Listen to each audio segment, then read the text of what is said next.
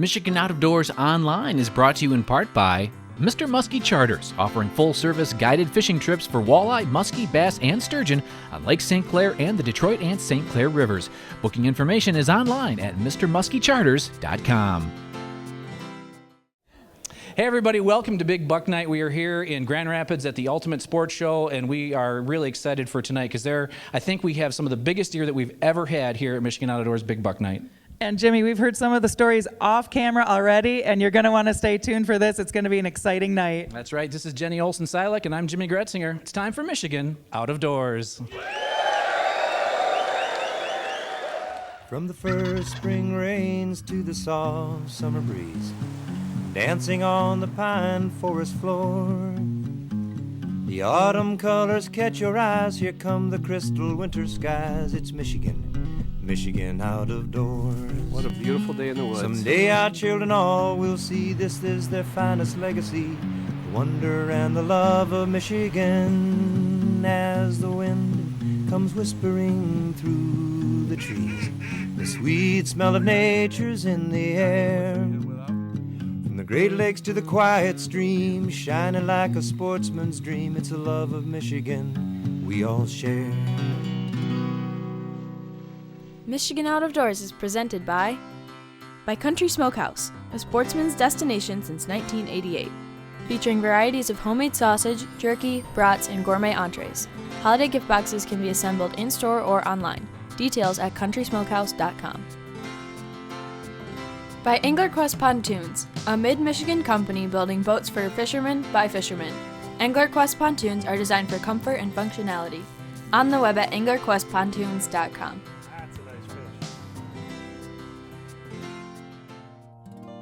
Soaking in the rich tradition of Michigan hunting for over 30 years. Vanguard is proud to sponsor our friends at Michigan Out of Doors TV.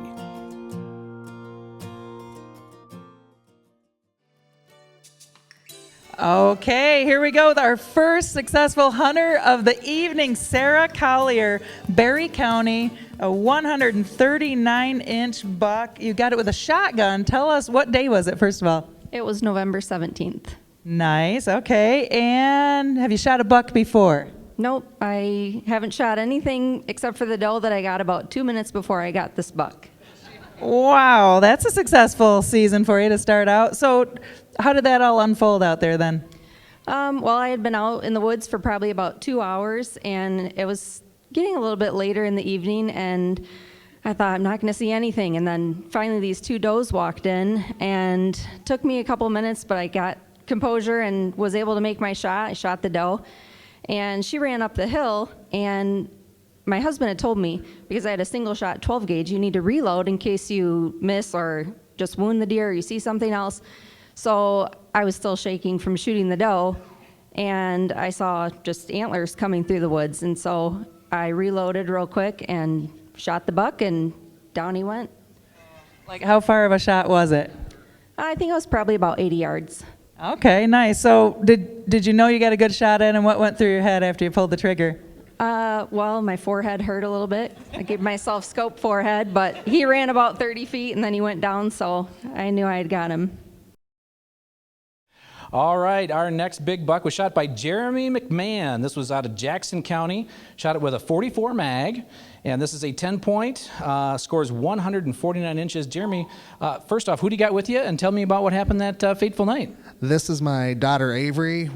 She was out in the blind with me. I'd taken a couple does earlier in the year, so I was trying to get her a deer. So we went out, and I was just looking 70, 80 yards out, and she had her earphones in watching her tablet while Dad was doing everything else. And I looked out of the blind spot, and I saw him sitting about 165 yards out, and just started tapping her, going, give me the gun, give me the gun, give me. She's like, why? And I pointed, and she handed it to me, and I didn't take my muzzle loader that night because I was like, I'm not even going to be hunting.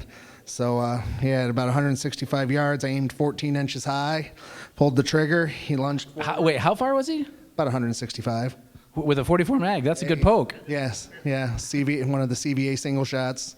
I shot, he ran sideways about 20 yards, I reloaded, shot again, and he dropped right where he was at. She jumped up to run out of the blind. I had to grab a hold of her and tell her to sit down. we're going to hunt until it's dark. If a doe comes out or something else, you can shoot it. But nothing came out that night, and whenever we walked up to him, the first shot hit him double lung, the second one hit him right in the heart. Wow. Now, did you know that this buck was running around on that property? Had not seen it all year. It was December 21st, and there was about an 80-acre cornfield behind where I was hunting that they'd cut out all that 2 days before, and he came out of nowhere. All right, so you were hunting on Chris's property? Yeah, for the second time ever. And we again, as we were driving down, Chris doesn't have maybe in his vocabulary. He was pretty sure that this guy was still around. And so it's pretty exciting to go out into a tree stand for the first time. You know, you wake up, you get down there, and it gets light, and you're sitting in a spot you've never seen before, friend taking you hunting, and you've got that anticipation of that monster that lives in that area.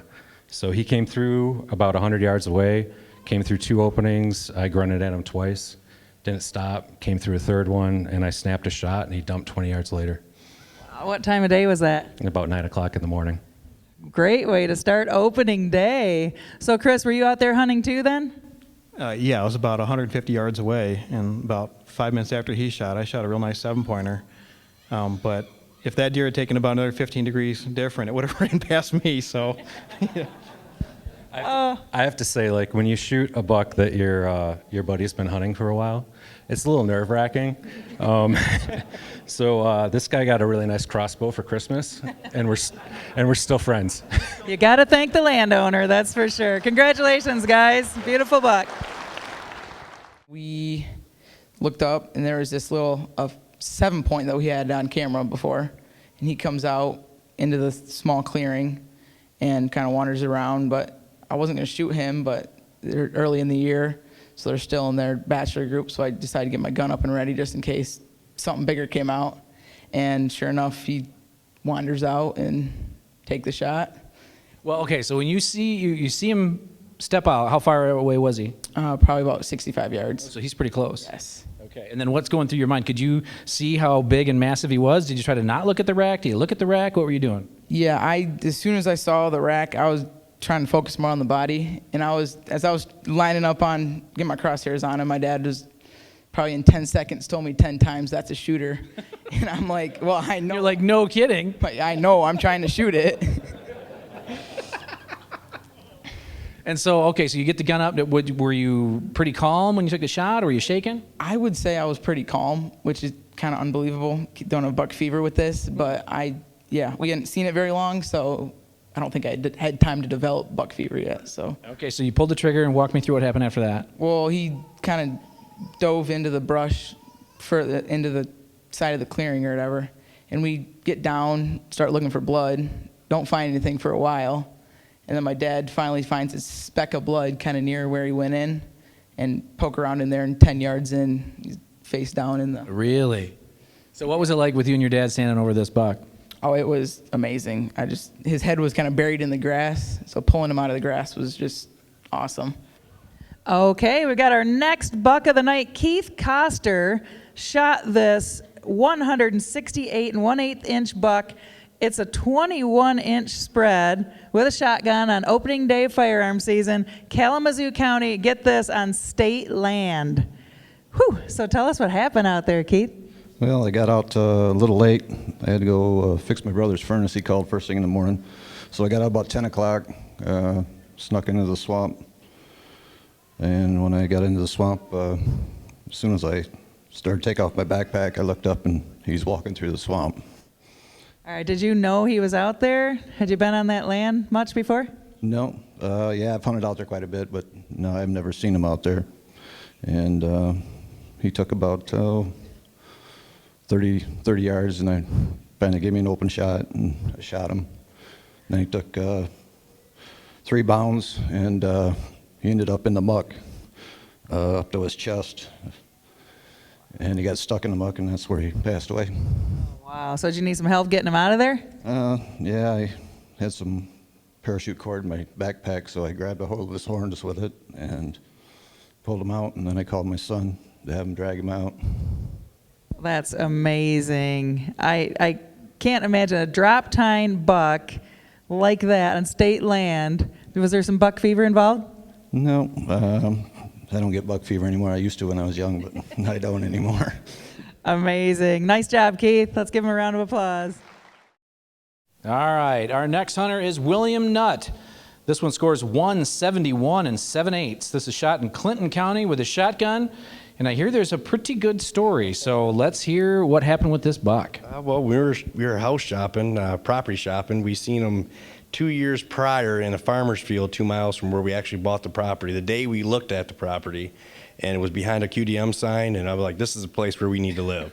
So we built the house, and we moved in on St. Patrick's Day of last year, and I didn't think it was ready. We planted 300 trees, and I was hunting in Crawford County. And my mom sent me text messages while I was in my blind. Up north? Up north in Crawford, 2.5 hours away, and was telling me there's a big buck in the backyard, it's a 10-point, and it laid down 15 yards from my bedroom window with a doe. For 5 hours opening day. It was chased out by another 6 or an 8-point that was chased by the neighbor's dog.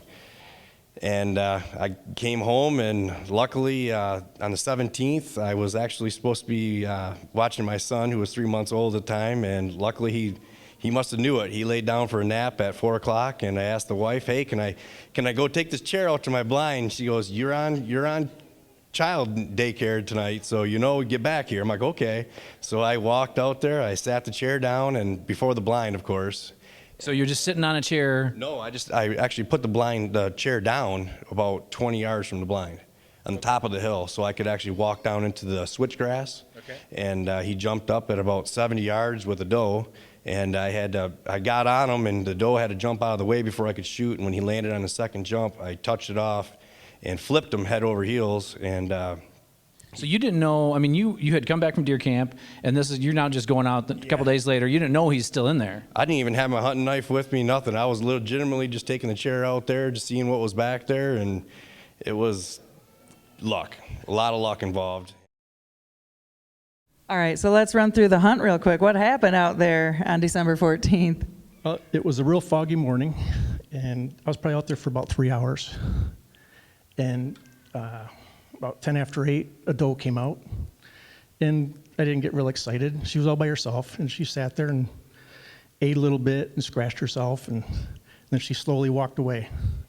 And then just a couple minutes later, I just saw in the fog, I just saw the antlers in the fog. I didn't see the body, I just saw antlers.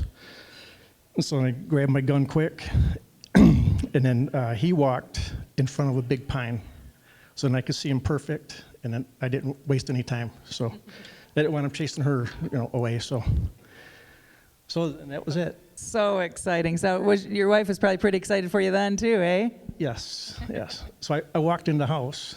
After I looked at him, I walked in the house, and I said, I shot a small 8-point. You want to come out and take some pictures? So she wasn't even excited, So then we're standing on my patio. He's only like 150 yards behind my house. So we stood on my patio, and I said, see, there he is laying down. And she didn't think anything of it. Got to the tall weeds and let her walk first down the trail. And about 75 feet from the deer, she turns around and says, you got the big one. So that was pretty exciting. That's awesome. That is the big one. Congratulations. Nice work out there. Okay, this next monster buck scored 177 and 6/8 gross, shot with a compound bow in Berry County. This is Garrett Reed, and this thing has, I was just asking, 20 scoreable points? Yes. What's the story? What happened during the bow season? I seen him last year. I actually missed him, which was kind of sad. Didn't think he was going to make it. This year I seen him 3 or 4 days before I shot him chasing a doe for about an hour and a half. Never got a shot on him. And how big a piece of property you hunting? About 90 acres, so pretty big chunk. And November 3rd, I just got out to my stand, I think about 3 o'clock, and I shot him about 3:30. Really? So it was quick. I was home by 4 o'clock, so. Well, walk us through. How long was the shot? How long did you see him? All that good stuff?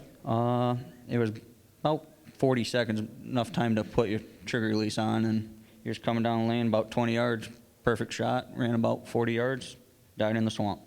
Jeez, was he on a runway? Was there? Yeah, just on a normal path that there looks like every deer takes, but you never see them until Did 3:30 in the afternoon. Yep, 3:30 walking. So tell me what happened after you got this guy on the ground, and were you? It sounds like it happened pretty fast. You didn't have time to get super nervous, I'm guessing. What happened after? No, I didn't get nervous at first because I never had time, but afterwards I was for sure nervous after I picked his horns up, and I was like, biggest buck in my life, so. Well, this deer then came straight walking towards me, and I'm just thinking, all right, don't look at his antlers. Don't look at his antlers. Because you always get buck fever when you look at their antlers. And I never shot anything this magnitude. I only shot a basket rack 8 before. And so I didn't know what to do, and it walked about 70 yards towards me, and I let one rip, and the deer ran to the edge of the field, sat on the tree line right there, and I heard him wheezing for a while, and then he took off again and ran farther on the neighboring property. And so we sat there for another 45 minutes. We backed out, called the neighbor, and once we called the neighbor, we got permission to go track it, and they were laid about 80 yards away. Okay, so how many holes were in it?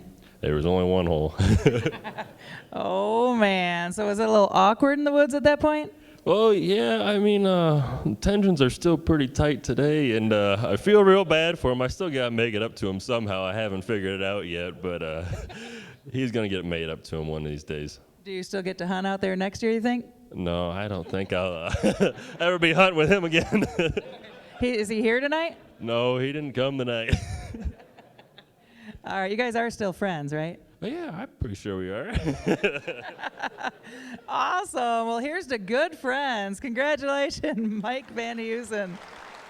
We want to apologize for some technical difficulties we did have with the audio during these last few interviews, but they are some great deer and some great stories. And a couple minutes after shooting time, I'm wiping off the windows in my shadow hunter, and I look and I realize, hey, here comes a 9-point, a nice 9-point, and he's making his way down the path, put the window down, and so I'm being extra careful and stuff because this is my first time crossbow hunting. Okay. And once he got to the bigger lane, I had to stop him, had to do the beloved bah, get their attention. He stops, take a breath, pull the trigger, watch him go down. Not far, about 40 yards or so. And I think So this is a nice big 9-point you shot. Same day as this guy? yeah, same day, about 10 minutes apart. Wow. At most. Jeez. So, okay, so you saw the other one fall? Yeah, I saw him fall on the side of the hill. I just watched him tumble down the hill, and I'm thinking to myself, okay, this is awesome. Yeah. Sweet. And I recocked my bow, because my dad always said, be ready, just in case, because sometimes deer like that commotion. So were you tempted to get out and go get your hands on that other one, or what made you stay in there? My dad always telling me to be patient and wait, and I get my phone out to let him know what happened, and then I could see this guy coming. I'm thinking, no way. That's got to be a 10-point, right? Wow. And I had actually brought a nice video camera with me too. I had it on a tripod, went through the effort of pulling it over, zooming in real close and stuff. So that's when I realized, okay, he's a little bigger than a 10-point. Wow. And but I never hit the record button. Even a professional sometimes forget the button. Yeah, whoops. But when coming down the same lane, waiting, he actually stops and turns around, and I don't go to look to see what he's looking at. I just pull the trigger on him, and How far was he? 18 yards. So did you go to the 9-point first or this one first? We went to the 9-point first because he spent more, because he had spent just a little more time to pass. Okay. And I says, the next one's bigger. No, so you walk around the big one. What does your dad say when you walk around this one? Well, I can't repeat everything, but I asked him, I says, Dad, I think that's the biggest deer I ever killed. He says, well, yeah, by far. Wow, well that is one heck of a deer, and what a day in the woods. I mean, you're not going to do that again most likely, but you never know. Hunter Engel, I tell you what a great buck, a great story. Let's give him a round of applause. Okay, here we are with Dirk Stewart. Dirk shot this buck in Hillsdale County, 191 5/8 inches, 22-inch spread. It's just amazing to see these things up close with your compound bow. Yep. That's amazing. Is that a record? That's my biggest, yeah. Okay, where's it go in the state records? Do you know yet? Officially, it's the 4th biggest bull kill. Typical. Congratulations on that. All right, so what day was it? Walk us through what happened out there. I killed it on December 29th. So I shot an 11 point on November 11th. I thought that was the biggest deer around. But I kept looking, and on December 23rd, I went to a different piece of property that was a cornfield that had just been picked before Christmas. And on that first day, and he ran by me twice at 15 yards. Last day I was lower. There was probably 50 deer that went by me. And so I didn't get a shot at him. On the 24th, 50 deer, he didn't come out. Didn't hunt Christmas, hunted again on the 28th. He didn't come out, 50 deer. And then the 29th, of course I'm up in the stand, I've got 40 to 50 deer out there, can't move an inch. Holding my bow the whole time, and then he walks out 27 yards away and walks right down into my shooting lane, and that was it. So you knew he was out there just from earlier that month? Not till the 23rd of December, yeah. Wow. Okay, so he was kind of lucky for a while, made it through quite a few of the hunting seasons, but not so lucky that day. So after you shoot, what happens then? I look at him from the tree stand, can't believe he's that big. I get down, because it's December 29th, I don't want to touch his antlers because I think they're going to pop off. So I have to call my wife to bring out the truck because I've got 5 totes in my cart in the back of my Jeep. I can't fit him in there. So she brings out the truck. I grab him by the body, stuff him into the back of the Jeep, and until I mounted him, until he was officially scored, I didn't even touch the antlers. I didn't want him to pop off. Wow. So he didn't go for it, you got to see him drop. Yeah, he dropped right there, yeah. Wow. That's an amazing story. Congratulations, Dirk Stewart. Okay, well, our last buck of the night is the biggest buck of the night. This is Chris Reed. This buck scores 199 2/8. It is a stud of a buck, shot with a crossbow, St. Joe County. Chris, I've heard just little bits and pieces of this, so let's hear the story. What happened? Well, we've been watching this deer for 3 years, and we've got hundreds of trail camera pictures of him. We've been seeing him more and more in the food plot. It was December 4th. Tim was out with me that night running the camera. It got to be about 5 o'clock, and he came out into the field with some does and a couple small ones. And he started working his way down to us. He got to about 28 yards, and he stopped quartering on us. We had to wait for what seemed like an eternity for him to turn to get quartered away. And that's when I took the shot. We barely made it out of the food plot. We saw him crash. We were just kind of beside ourselves. We giggled for a few minutes.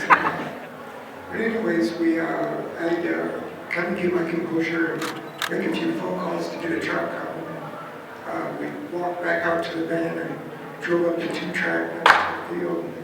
He was laying right in the middle of the road where we saw him go down.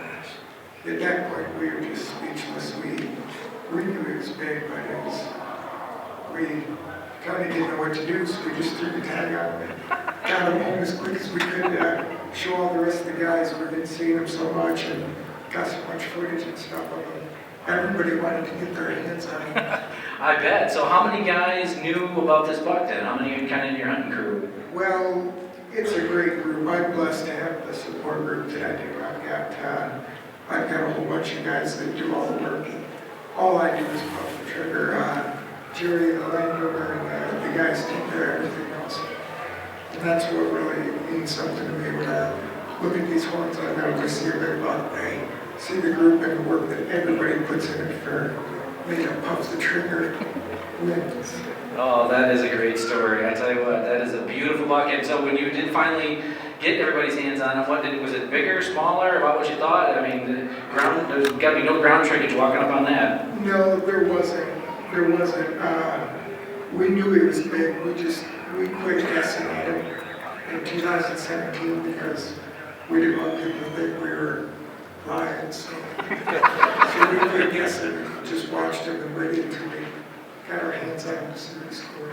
Well, that is a great story, and even better than having a buck like that is to have buddies like that you do that take you out there. So let's give those guys a round of applause. And